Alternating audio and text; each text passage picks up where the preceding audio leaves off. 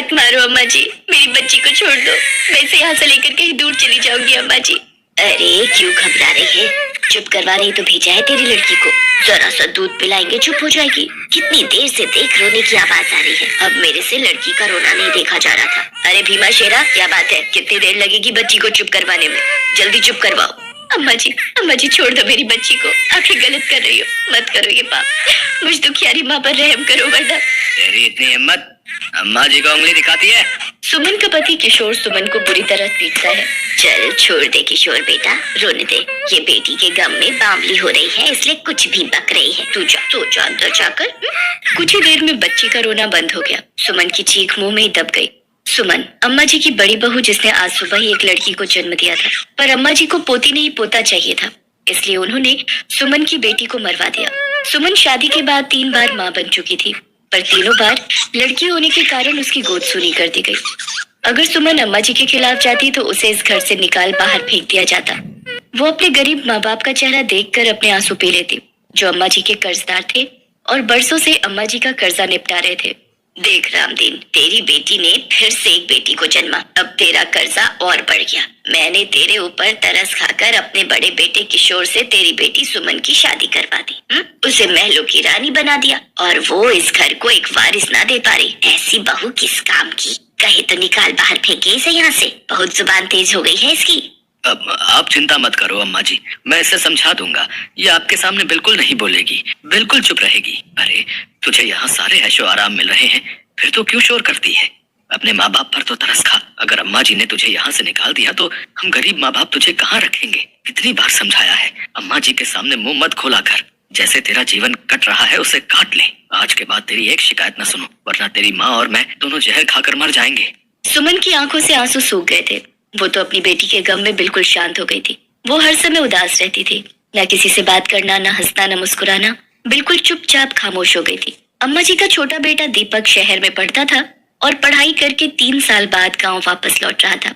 Hello, कैसा है दीपक बेटा, और कब वापस आ रहा है? अम्मा जी मैं इसी सोमवार आपके पास पहुंच जाऊंगा, पर मुझे आपसे एक जरूरी बात करनी थी। आप वादा करो, बिल्कुल भी गुस्सा नहीं करोगी? अरे तू मेरे जिगर का टुकड़ा है, तेरे से भला मैं कैसे नाराज हो सकती हूँ? बता क्या बात है? दीपक जिस कॉलेज में पढ़ता था वहीं पूजा नाम की एक लड़की से उसे प्यार हो गया। वो इस बारे में अम्मा जी से बात करता है और गांव पहुंचकर दीपक और पूजा की शादी हो जाती है। जीती रह बहू, अब जल्दी से इस घर को एक पोता दे दे। सुमन तो ये आस पूरी ना कर पा रही है, पर मुझे उम्मीद है कि तू ये आस जरूर पूरी कर देगी। ये सुमन भाभी इतनी उदास क्यों है? इनसे इस उदासी का कारण पूछना पड़ेगा। सुमन भाभी, क्या बात है? आप मेरे इस घर में आने से खुश नहीं हो? नहीं पूजा, ऐसी कोई बात नहीं है, बस थोड़ी तबीयत ठीक नहीं थी। तुम आराम करो, मैं तुम्हारे और देवर जी के लिए खाना लगाती हूँ। कुछ महीने बीते पूजा गर्भवती थी।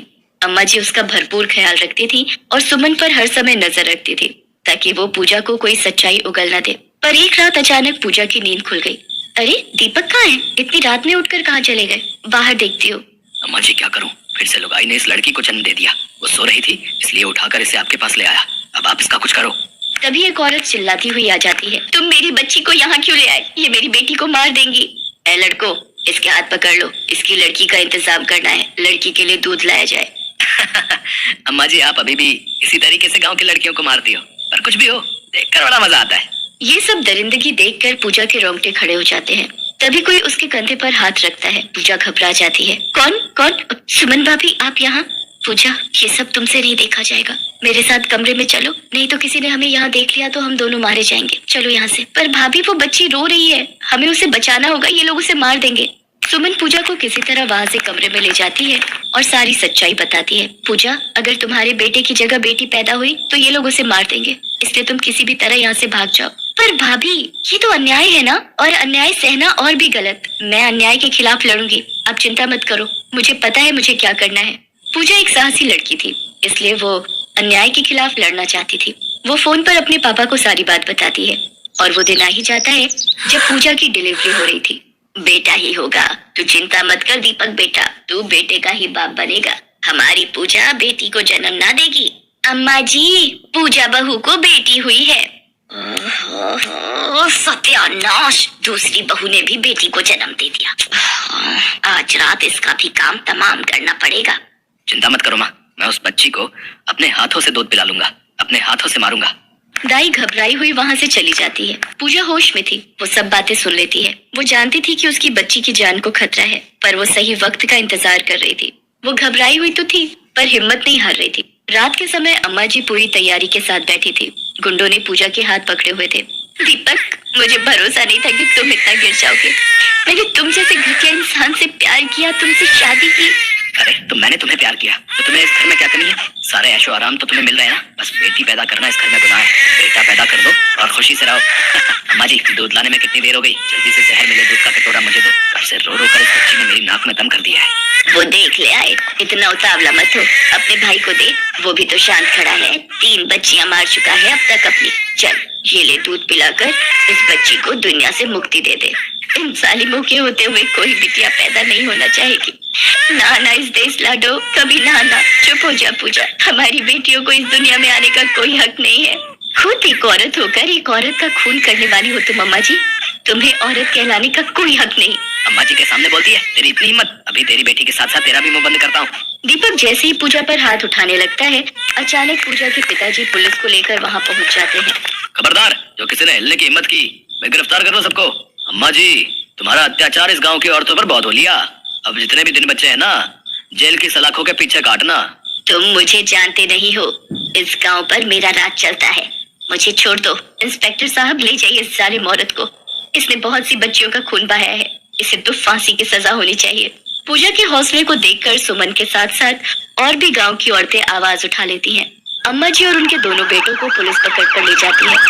उन तीनों को उम्र कैद की सजा होती है और इस काम में उनका जिसने साथ दिया था सबको सजा हो जाती है।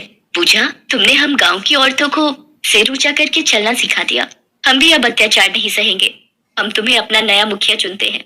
आज से इस गांव की किसी भी बेटी पर कोई अत्याचार नहीं होगा। वो पढ़ेगी, लिखेगी, अपने पैरों पर खड़ी होगी और अपने गांव और देश का नाम रोशन करेगी। बस मेरा यही सपना है। पूजा की हिम्मत से सपना साकार हुआ और उस गांव में बदलाव आ गया। उस गांव की बेटियां अपने घर में सुरक्षित थी। पूजा और सुमन दोनों ने मिलकर पूजा की बेटी केशवी की परवरिश की और उसे पढ़ा लिखा कर एक बड़ी डॉक्टर बनाया। रामपुर गांव में सेठ गिरधारी लाल का बहुत नाम था। गिरधारी लाल की जिंदगी में सारे ऐशो आराम थे। परिवार में पत्नी उमा और 5 बेटियां, राधा, गौरी, कुसुम, पूजा और गुड़िया थे। गिरधारी लाल को अपनी अमीरी का बहुत घमंड था। इसी कारण वो जब भी किसी महफिल के बीच बैठता तो अपनी अमीरी का लंबा चौड़ा बखान करता। गिरधारी की सबसे छोटी बेटी का जन्मदिन था। आज वो 1 साल की हुई थी। अरे तुम देखना ज्ञानचंद, मैं अपनी 5 बेटियों की शादी इतने धूमधाम और शान से करूंगा कि रामपुर गांव क्या, आसपास मीलों दूर गांव के लोग देखते रह जाएंगे। वो तो है गिरधारी, तुम्हारी 5 बेटियां सचमुच बड़ी किस्मत वाली हैं, जो तुम जैसा पिता उन्हें मिला। वैसे गिरधारी, तुम्हारी बड़ी बेटी राधा को तो मैं अपने घर की बहू बनाना चाहता हूँ। अगर तुम कहो तो वापस शहर जाकर मैं इस बारे में तुम्हारी भाभी से बात कर लेता हूँ। ये तो बहुत बढ़िया बात कह दी तुमने ज्ञानचंद। सूरज और राधा बिटिया को बड़ा होने दो, हम धूमधाम से दोनों की शादी करेंगे। उस दिन गिरधारी लाल सचमुच बहुत खुश था। उसके पास सब कुछ था। सब मेहमानों के जाने के बाद उमा अपनी 5 बेटियों को सुला देती है। चलिए आप भी सो जाइए, थक गए होंगे, सुबह से कितनी भाग दौड़ कर ली। उमा, अरे अपनी बेटियों के लिए ही तो कर रहा हूँ सब कुछ। वैसे ज्ञानचंद ठीक कह रहा था, हमारी 5 बेटियां सचमुच बड़ी नसीब वाली हैं। उमा, हम अपनी बेटियों को खूब अच्छे से पाल पोस कर बड़ा करेंगे। फिर बड़े बड़े अमीर खानदान हमारी बेटियों के लिए रिश्ता मांगेंगे। तुम देखना, आसपास के गांव ही नहीं, शहर से भी बड़े बड़े रिश्ते हमारी बेटियों के लिए आएंगे। तुम देखना, मेरी बेटियों को देखते ही सब कहेंगे, ये 5 तो अमीर सेठ गिरधारी लाल की बेटियां हैं। गिरधारी लाल खुशी से अपनी बात कह ही रहा था कि अचानक भूकंप आ जाता है। सब तरफ हाहाकार मच जाता है। भूचाल आने से सब कुछ तबाह हो जाता है। घर के घर टूट जाते हैं। उमा अपनी 5 बेटियों को साथ लिए गिरधारी को ढूंढ रही थी, पर उसका कहीं भी कुछ पता नहीं चला। वो रोती बिलखती गांव के पास बने टेंट में पहुंचती है। भैया, आपने कहीं मेरे पति को देखा है? आप जानते होंगे सेठ गिरधारी लाल, वो मेरे पति है। बहन, मैंने देखा था, तुम्हारे पति के ऊपर लोहे का एक खंभा गिरा था। शायद वो अब इस दुनिया में नहीं है। भगवान, ऐसा नहीं हो सकता। मैं अपनी 5 बेटियों को लेकर कहाँ जाऊंगी? मैं यहाँ पर किसी को भी नहीं जानती हूँ। उमा अपनी 5 बेटियों को लिए टेंट में कुछ दिन रहती है, पर उसके बाद सब वापस अपने अपने घर लौटने लगते हैं। उमा का तो कोई घर ही नहीं था। वो शहर की बस में बैठ जाती है और शहर पहुँच जाती है। माँ, हम सबको बहुत भूख लगी है, कुछ भी खाने का ले लो। कल से हमने कुछ भी नहीं खाया है। हाँ हाँ राधा बिटिया, तो यहाँ पेड़ के नीचे इन चारों को लेकर बैठ। मैं अभी थोड़ी देर में कुछ खाने को लेकर आती हूँ। इन सोने की चूड़ियों को बेचकर कुछ पैसे मिल जाएंगे। कुछ दिन गुजारा चल जाएगा, फिर मैं कोई काम ढूंढ लूंगी। उमा शहर में बनी एक सुनार की दुकान पर जाती है और अपनी सोने की चूड़ियां बेचती है। 40,000 रुपए मिल जाएंगे इन चूड़ियों के। हाँ हाँ दे दीजिए, मैं इन पैसों से कोई काम शुरू कर लूंगी। पहले सबके लिए कुछ खाने को ले जाती हूँ, उमा सड़क पर अभी रुपए गिनी रही थी कि तभी एक चोर उसके हाथ से सारे रुपए छीनकर भाग जाता है। चोर चोर, कोई पकड़ो, मेरे रुपए लेकर भाग रहा है, कोई मदद करो। उमा चीखती चिल्लाती रही पर किसी ने भी उसकी आवाज पर ध्यान नहीं दिया। चोर उमा के हाथ से सारे रुपए लेकर भाग गया। उमा के हाथ खाली हो गए, उसके पास कुछ भी नहीं बचा था। वो खाली हाथ ही बच्चों के पास वापस लौट आती है। माँ क्या हुआ, तुम कुछ खाने को नहीं लाई? माँ तुम रो क्यों रही हो? चोर सारे रुपए छीन कर भाग गया राधा, अब हम क्या करेंगे? तू तो समझदार है पर ये चारों भी बहुत छोटी है। माँ तुम चिंता मत करो, मुझे तो वैसे बिल्कुल भी भूख नहीं है, मुझे तो नींद आ रही है, मैं सो जाती हूँ। माँ तुम भी सो जाओ। रात हो गई थी। उमा अपनी बेटियों को लेकर उसी पेड़ के नीचे सो जाती है। अगली सुबह उमा देखती है कि राधा पेड़ के नीचे नहीं सो रही। वो अपनी चारों बेटियों को उठाती है और उनसे पूछती है, गौरी, पूजा, कुसुम, गुड़िया बेटा उठो, उठो तो, राधा कहीं दिखाई नहीं दे रही, तुम्हें बताकर गई है क्या? नहीं माँ, वो हम में से तो किसी को नहीं कहकर गई, हम तो सो रहे थे। राधा कहाँ चली गई बिटिया? तुम बैठो, मैं उसे ढूंढती हूँ। राधा अपनी माँ और बहनों के लिए कुछ खाने का ढूंढने गई थी। वो समझदार थी और वो सारी परेशानी को समझ रही थी। राधा एक चाय के होटल पर जाती है और भैया से कुछ ब्रेड के पीस मांगती है। चाचा मुझे डबल रोटी दे दो, मेरी माँ और बहनें भूखी हैं, तुम्हारी बड़ी मेहरबानी होगी। बिना पैसों के यहाँ कुछ नहीं मिलता, ये शहर है बिटिया, यहाँ काम के बदले खाना मिलता है, समझ रही हो? चाचा कोई काम बता दो, फिर मैं काम करके आपसे डबल रोटी के पीस लूंगी। अच्छा तो एक काम कर, बर्तन पड़े हैं वो धो ले और अच्छे से धोना, तभी तुझे डबल रोटी दूंगा, नहीं तो नहीं मिलेगी। ठीक है चाचा, मैं अभी बर्तन कर देती हूँ। राधा चाय के होटल पर रखे ढेर सारे बर्तन धोने लगती है। इतनी देर में उमा भी वहाँ आ जाती है और वो राधा का हाथ रोक देती है। राधा ये क्या कर रही है? तू झूठे बर्तन साफ कर रही है और तू मुझे बताकर भी नहीं आई। मैं कितना परेशान हो गई थी। माँ, गौरी, पूजा, कुसुम, गुड़िया को भूख लगी थी, मैंने सोचा कि यहाँ से कुछ खाने का ले लेती हूँ। तुम्हें पता है, मैं जब ये सारे बर्तन कर लूंगी तो मुझे बदले में डबल रोटी मिलेगी, फिर आप सब पेट भर कर खा सकते हैं। हे भगवान, मैंने अपनी बेटियों का ऐसा नसीब नहीं सोचा था। क्या से क्या हो गया, सब कुछ खत्म हो गया। हट बिटिया, मैं बर्तन कर लूंगी, तू अपनी बहनों के पास जाकर बैठ, मैं खाना लेकर आती हूँ। उमा सारे झूठे बर्तन धो देती है और बदले में चाय वाला उसे डबल रोटी के पीस दे देता है। उमा अपनी बेटियों को लेकर ऐसे ही दर दर भटक रही थी। चलते चलते एक दोपहर उमा सड़क पर बेहोश हो जाती है। तभी वहाँ से एक औरत गुजर रही होती है। राधा उसके पास गई और विनती करने लगी, हमारी मदद करो, हमारी माँ बेहोश हो गई है। घबराओ नहीं बेटा, मैं अभी देखती हूँ। ड्राइवर जरा देखो क्या हुआ है। मैडम लगता है गर्मी से बेहोश हो गई है, इन्हें हॉस्पिटल ले जाना पड़ेगा। बच्चों तुम मेरी गाड़ी में बैठो, मैं तुम्हारी माँ को हॉस्पिटल ले चलती हूँ। वो औरत एक एनजीओ चलाती थी जहाँ पर वो गरीब और बेसहारा लोगों को पनाह देती थी। उस औरत की मेहरबानी से उमा और उसकी बेटियों को रहने की जगह मिल जाती है। आपका बहुत बहुत शुक्रिया, आपने मेरी इतनी मदद की। मैं यहाँ रहकर अपनी बेटियों को पाल पोस कर बड़ा कर सकती हूँ। हाँ, हमारा एनजीओ तुम्हारे जैसी बेसहारा औरतों के लिए खुला है। तुम्हारी बेटियाँ यहाँ पर रहकर पढ़ लिख कर अपने पैरों पर खड़ी होंगी और तुम आराम से यहाँ रह सकती हो। तुम्हें यहाँ रोजगार भी मिलेगा।